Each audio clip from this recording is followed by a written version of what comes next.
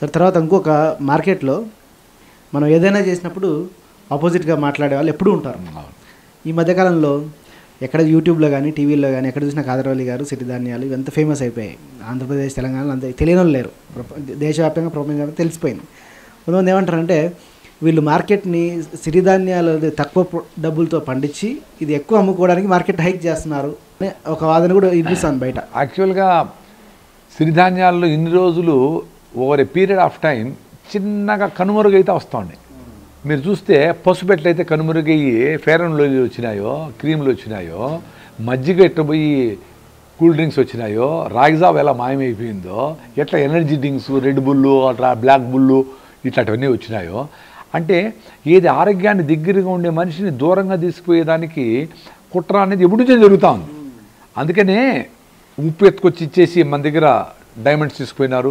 Right మనకు క్రీములు గీములు వేసి ఇక్కడ నుంచి లవంగాలు స్పైసెస్ అన్నీ తీసుకుపోయినారు. ఇవన్నీ జరుగుతూనే ఉన్నాయి. సో ఈ ప్రాసెస్లో మనకు ఈ సిరిధాన్యాలు అనే రెయిన్ ఫెడ్లో పండే అద్భుతమైన ఆహారం ప్రతి జిల్లాలోన, ప్రతి స్టేట్లోన, ప్రతి కంట్రీలోనూ ఉన్నాయి, చాలా ఉన్నాయి. ఈ 5 కాకుండా, ఈ సిరిధాన్యాలు 5 కాకుండా ఇంకా చాలా ఉన్నాయి. సో అవన్నీ లోకల్ ఫుడ్. అవి వండేసి గంజిలాగా చేసేసి భూమిలో పాతిపెట్టేసి 5 రోజుల తర్వాత వస్తే ప్రోబయాటిక్స్ లాగా దాంట్లో మంచి బ్యాక్టీరియా వచ్చి అది తాగితే మంచిగా సూపర్గా పొట్టంతా కూల్ అయిపోయి అసిడిటీ లేదు, అల్సర్ లేదు, అద్భుతమైన శక్తితో వేటాడేవాళ్ళు, పరిగెత్తేవాళ్ళు, జంతువులతో సమానము పనిచేసేవాళ్ళు, చెట్లెక్కేవాళ్ళు, దూకేవాళ్ళు, జింకని పరిగెత్తించి టైర్డ్ అయిపోతే కొట్టి తినేవాళ్ళు. అంటే ఎంత శక్తి ఉండాలి మనుషులకి. ఆ అద్భుతమైన శక్తి ఏం తింటే వచ్చింది అని వాళ్ళ సొంత అనుభవంతో టైం టెస్టర్గా చెప్పినాడు పాత మనిషి. మీ ముత్తాత ఆయన చెప్పింది వదిలేసి ఇప్పుడు ఈ ఫుడ్ తింటే నువ్వు పరిగెత్తావు, ఈ షాంపూ వేసుకుంటే లారీలు అవుతావు, ఈ పేస్ట్ వేసుకుంటే నువ్వు పళ్ళు తెల్లగైపోతాయి, ఇవన్నీ ఎందుకు చెప్పాల్సి వస్తుంది? నిజం కాదు కాబట్టి చెప్పాల్సి వస్తుంది. నిజంగా ఉండేది సీతాఫలంకాయ, జామకాయ, పనసకాయ, మన లోకల్గా ఉండే సీమచింతకాయ, బిక్కికాయ, పాలకాయ, ఉల్లింజరికాయ, కొర్రలు, సాములు, ఆరికలు, ఊదర్లు, అండుకొర్రలు, జొన్నలు, రాగులు, సద్దులు, ఇంత బ్యూటిఫుల్ ఫుడ్స్ అన్నీ ఉన్నాయి. వీటిలో బ్యూటీ ఉంది కానీ చెప్పేవాళ్ళు లేడు. ఎవరు చెప్పాలి? మీ తాత మన అవ్వ చెప్తా ఉంటే వినలా మనం. ఇప్పుడు జబ్బు వస్తే మందులు పక్క పోతాడం కానీ అరే జబ్బు ఎందుకు వచ్చింది, ఏం ఫ్యూల్ వేస్తే వచ్చింది, పెట్రోల్ బండికి డీజిల్ వేసినాము, కిరసనాయిలు వేసినాము, డబడబా అంటా ఉంది. అరే ఇది ఇందుకోసమని కనుక్కునే శక్తి కూడా లేకపోతే ఎట్లా?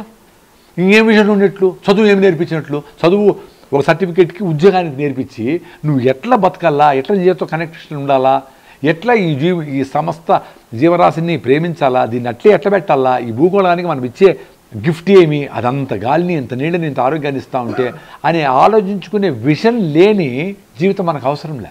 సో దాని పక్కన డ్రైవ్ చేసే ఫోర్స్ ఏదైనా ఉంది. అది పత్రిక గారు కావచ్చు, ఇంకోరు కావచ్చు, ఎవరు డ్రైవ్ చేసినా, ఎక్కడి నుంచి అయినా, ఒక రైతు కావచ్చు, ఒక కార్మికుడు కావచ్చు, ఎవరి దగ్గరైనా నేర్చుకునే ప్రాసెస్లో ఉండాలి. ఎందుకు పసుపు పూసుకుంటా ఉంటారమ్మా, ఏం జరుగుతుందని అడగాలి. తమిళనాడుకు పోయి ఎందుకమ్మా కొబ్బరి నూనె పూసుకుంటా ఉంటారు మీరు కొబ్బరి నూనెలు ఏముంది వంటలు చేసుకొని తింటా ఉంటారని అడగాల. ఎందుకు ఈ రిఫైండ్ ఆయిల్ మంచిది కాదని క్వశ్చన్ చేసుకోండి. ఇవన్నీ క్వశ్చన్ చేసుకుంటే ఫ్యాక్ట్స్ ఈజీగా బయట వస్తూ ఉండే. సో ఆరోగ్యంతో ఉండాలంటే నేచర్ కరెక్ట్, నేచర్ చెప్తుంది. మీకు ఎవరు చెప్పనక్కర్లే, మేము కూడా ఎవరు చెప్పనక్కర్లే, నేచర్ చెప్తుంది. తిని చూసుకోండి. రాగి సంగటి తినేకట్టుంది, జొన్న రొట్టె తినేకట్లుంది. ఈ ప్రాసెస్లో మిల్లెట్స్ అనేటివి ఫస్ట్ డౌన్ఫాల్ అయిపోతూ వచ్చినాయి. ఎందుకంటే ఈ సిరిధాన్యాలని దంచి పొట్టు తీస్తే కానీ తినలేము. అంటే మనం వరి ధాన్యం నుంచి పొట్టు తీస్తే కానీ ఎట్లా తినలేము. దానిపైన ఉండే సెల్యులోస్ అంత స్ట్రాంగ్ ఉంటుంది. ఎంత స్ట్రాంగ్ అంటే ఎలకలు ఏమి చేయలేవు, ఫంగస్ ఏమి చేయలేదు. 800 years ముందర మట్టి పాత్రలో దొరికిన కొర్రలు ఎడిబుల్ స్టేట్లో ఉన్నాయి. 800 years, 863 years అంతగా ప్రొటెక్ట్ చేస్తుంది ఆ పైన ఉండే పొట్టు. సో జర్మినేషన్ కాలేదు కానీ ఎడిబుల్గా కండిషన్లో ఉన్నాయి. అంటే ఒక యూనిట్ కరెంట్ ఖర్చు లేకుండా, ఫుడ్ కార్పొరేషన్ ఆఫ్ ఇండియా గోడౌన్లు అవసరం లేకుండా నీ ధాన్యాన్ని నువ్వు వండించుకొని ఇంట్లో బారేసి పెట్టి ఎలకలు తినకుండా, ఫంగస్ రాకుండా, పురుగు పట్టకుండా, చెడిపోకుండా 10 ఏళ్ళైనా ఆ ధాన్యాన్ని ఫ్రెష్గా తీసుకొని పొద్దున్నే దంచుకొని దాన్ని జావ చేసుకో, రొట్టె చేసుకో, అన్నం చేసుకో, ఏమైనా చేసుకొని తినేవాళ్ళు హ్యాపీగా. ఆరోగ్యంగా సాయంత్రం ఆకలి ఉండదు. హై ఫైబర్ కదా, 8 to 12% ఫైబర్ ఈ కొర్రల్లో, సామల్లో అంటే కొర్రల్లో. అరగకుండా ఉండేది అరగదని కాదు. ఇది ఒక విచిత్రమైన పరిస్థితి. మీకు మనం మెత్తగా ఉండే వరి బియ్యంతో చేసిన ఇడ్లీ తింటే 1 గంటకు ఆకలి అవుతుంది. ఆనందం అన్నమాట. మళ్ళీ ఆకలి అయితే సో మళ్ళీ తింటా రోజంతా తింటా ఉంటే డిసార్డర్ అన్నట్టు. ఇప్పుడు మళ్ళీ తింటా అంటే నీ పొట్ట పెరిగి ఉంటుంది, నువ్వు ఇంతలా అయిపోయింటావు, హార్ట్ ప్రాబ్లమ్స్ వచ్చి ఉంటాయి, ఎక్సెస్ గ్లూకోజ్ ఉంది, షుగర్ వచ్చి ఉంటుంది, అయినా ఆకలి అయితే మంచిది అనుకుంటా ఉండవు. ఈ ఆహారం తింటే 8 hours ఆకలి ఫుడ్ మీద మనసు పోదు, అది పర్ఫెక్ట్ ఫుడ్.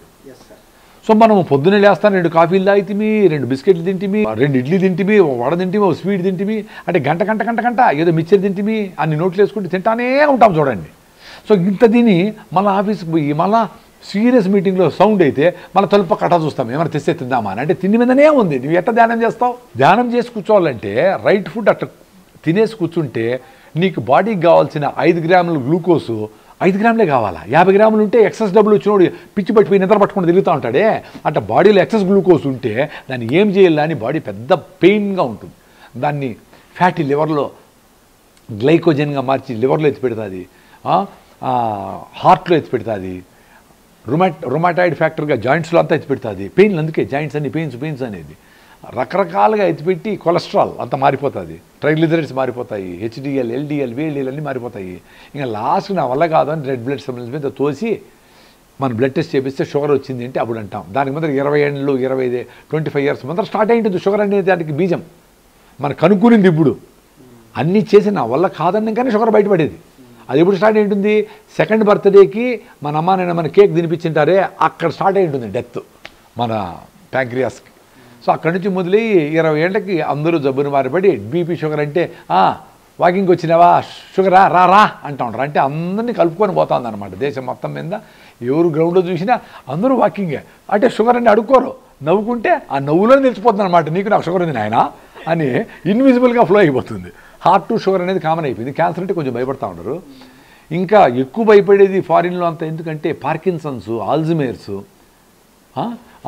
ఇలాంటి జబ్బులు వచ్చినాయి. అంటే నరాలు అదిరిపోయేది, నరాల బలహీనత, డెమెన్షియా అంటే మతిమరుపు, ఇవన్నీ వచ్చేసి నరాల బలహీనత 30 ఏళ్ళకి స్టార్ట్ అయ్యి వాడు ఇంక 30 ఏళ్ళు బతుకుతాడు. వాడు ఎవరో తెలియదు, చూసుకుంటాడు, తిన్నాడు తెలియదు, బాత్రూమ్ వెళ్ళాడు తెలియదు, అట్లే ఉంటాడు. వాడిని 30 ఏళ్ళు కష్టం కదా. సో నరాల జబ్బులు వచ్చేస్తూ ఉంటాయి. ఈ ఫుడ్లు, ప్రాసెస్డ్ ఫుడ్లు, నాన్ వెజిటేరియన్ ఐటమ్స్, ఆ నాన్ వెజిటేరియన్ జంతువులు పెంచేదానికి వాడే స్టెరాయిడ్స్, దానికి మందులు, దానికి జెనెటికలీ మాడిఫైడ్ ఫుడ్స్, దాన్ని ఫీడ్ చేసి ఎక్కువ పాలు వచ్చేదానికి ఆక్సిటోసిన్లు, రకరకాల కెమికల్స్ ఇచ్చి రకరకాల చెత్తంతా వేసి అవన్నీ తిన్నాక మనకు జబ్బులు వస్తూ ఉన్నాయి. తమాషగా ఉంటాయి పేర్లు. డెత్ బై చాక్లెట్ అంట. అంటే మనం రాగి సంగటి మాట్లాడేదానికి అవమానపడతా ఉన్నాం, కానీ I want to death by chocolate అంటే చాక్లెట్తో సస్తావనే అది పేరా ఐస్ క్రీమ్కి? దాని తింటే దానికి పరిగెత్తి పోతారా? ఎంత విచిత్రంగా ఉంది మనుషుల. అంటే జబ్బు ఉంది అయినా పర్వాలేదు లేదు, ఎందుకు? టెక్నాలజీ ఉంది. సో మన టెక్నాలజీ వద్దు. సో ఈ చిన్నగా ఈ కొర్రల్ని సామల్ని దంచే శక్తి లేక పక్కన పెట్టేసినారు ఎవరు? రైతులు కూడా. అదే రాగులు, సజ్జలు, జొన్నలు అయితే డెఫినెట్గా సుపీరియర్, వరి బియ్యం కంటే చాలా సుపీరియర్. వీటిలో 2 to 3% వరకు పీచు పదార్థం ఉంటుంది, ఫైబర్. అదే కొర్రలు, సామలు, ఆరికలు, ఊదరలు, అండు కొర్రలు 8 to 12% ఉంటుంది. సో ఈ హై ఫైబర్ ఉండే దానికి చిన్నగా కార్బోహైడ్రేట్లు ఉండి కార్బోహైడ్రేట్ గ్లూకోజ్ మారే ప్రాసెస్ లేట్ అవుతుంది.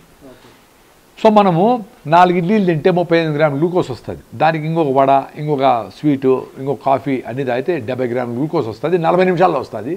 ఆ 40 నిమిషాల్లో వచ్చిండేది 2 hours వాడేయాల, లేకపోతే ఏం చేయమంటావు అని అడుగుతుంది బాడీ. దానికి మళ్ళా మొత్తం బాడీ అంతా రెడీ అయ్యి దాన్ని ఫ్యాట్గా కన్వర్ట్ మార్చేసి పెద్ద పని. అంటే ఎక్స్ట్రా డబ్బులు వచ్చిన వాళ్ళు ఏ ఊళ్ళో ఎత్తిపెట్టాలా, ఏ బ్యాంకులో ఎత్తిపెట్టాలా, ఏ స్విస్ బ్యాంకులో ఎత్తిపెట్టాలా, ఎవరి ద్వారా పోయి రావాలా, ఏ మంచం కింద పెట్టాలా, ఏ కన్నాల్లో పెట్టాలా అని ఆలోచిస్తారే. అంటే ఎక్స్ట్రా గ్లూకోజ్ ఉంటే బాడీ చాలా కష్టపడుతుంది, ఎత్తిపెట్టి కష్టపడతానే ఉంటుంది. అట్లా కష్టపడకుండా ఉండాలంటే రైట్ ఫుడ్, ఈ హై ఫైబర్ ఉండే ఈ సిరిధాన్యాలను తింటే 8 hours మీకు ఆకలి కాకుండా ఉంటుంది. కాబట్టి ఆటోఫాగే అని జరుగుతుంది. ఆటోఫాగ్ అంటే వీక్ సెల్స్ని స్ట్రాంగ్ సెల్స్ తినేసి. సో ఇది కంటిన్యూగా జరుగుతూ ఉంటుంది. దీన్నే మనం ఉపవాసము, ఏకాదశి ఉపవాసం చేస్తే ఆటోఫాగే జరుగుతుంది చెప్పలేదు, కానీ పెద్దోళ్ళు మంచిదిరా అన్నారు. సో ఆటోమేటిక్గా ఒక 36 hours సాయంత్రం నుంచి మళ్ళీ నెక్స్ట్ రోజు ఏమి తినకుండా నెక్స్ట్ రోజు పొద్దున వరకు తింటే ఆటోమేటిక్గా వీక్ సెల్స్ అని క్లీనప్ మెకానిజం అయిపోతుంది. ఎందుకంటే బాడీలో లోపల గ్లూకోజ్ లేదు కాబట్టి మొత్తం సిస్టమ్ అంతా ఎవరెవరు చెత్త ఉన్నారు ఏమి నీకు అడిగే పని. మీకు ఇంటికి 10 మంది వచ్చి భోజనానికి పోతారు, వాళ్ళు వెళ్ళిపోయాక మీరు పాత్రలు కడుక్కొని ఎత్తిపెట్టుకోవాలన్నా, వాళ్ళు పోయే లోపల మళ్ళీ 20 మంది వచ్చారు ఏమవుతుంది? వాళ్ళు పోయే లోపల మళ్ళీ 30 మంది వచ్చారు, తిట్టుకోరా మీరు? తిట్టుకున్నాడు ఏమి చేయలేని నిస్సహాయ స్థితిలో పాపం జబ్బులు వస్తూ ఉంటాయి బాడీ.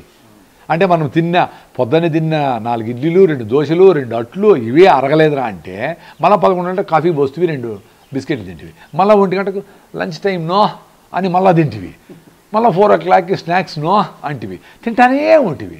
అది లోపల వస్తూ ఉంది, నీ పొట్ట విరిగిపోయింది. ఆ పొట్ట కూడా కనపడతా ఉంటుంది.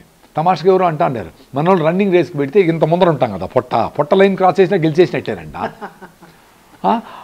అంటే మనకు తెలుస్తూ ఉంది మనం బాగలేమని. అంటే మన జీవన విధానము, మన జీవన ప్రక్రియలు మార్చుకోకపోతే మనకు ఆరోగ్యం ఉండదు.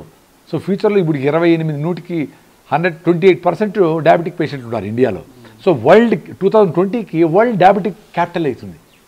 అంటే మనము ఎంత సోంబేర్లు అయిపోయి పైకి కూడా లేకుండా అందరూ బ్రాయిలర్లు కోళ్ళలాగా ఇంతలా ఉండరు, కానీ హిమోగ్లోబిన్ 8 కంటే తక్కువ ఉంది. 58 పీపుల్కి 8 కంటే తక్కువ ఉంది అమ్మాయిలకి, 10 కంటే తక్కువ ఉంది అబ్బాయిలకి హిమోగ్లోబిన్. హెచ్బి లేదు, బోన్ డెన్సిటీ లేదు, శక్తి లేదు, మెంటల్గా ఫిజికల్గా లేదు. వివేకానందుడు ఏం కోరుకున్నాడో దానికి అన్నీ అగెయిన్స్ట్గా జరుగుతాడు. సో ఇది లేకుండా ఉండే భారతము ఎట్లా పునర్నిర్మించుకోవాలా? స్టీల్ ఉక్కు లాంటి శరీరము, స్టీల్ లాంటి నరాలు ఉండాలా, నీకు సైకలాజికల్ ఇంత స్ట్రాంగ్ ఉండాలా అని పెద్దోళ్ళందరూ చెప్పిండే దానికి మనము ఇప్పుడు జీవించే విధానానికి ఎంటైర్లీ డిఫరెంట్గా ఉంది. Right sir.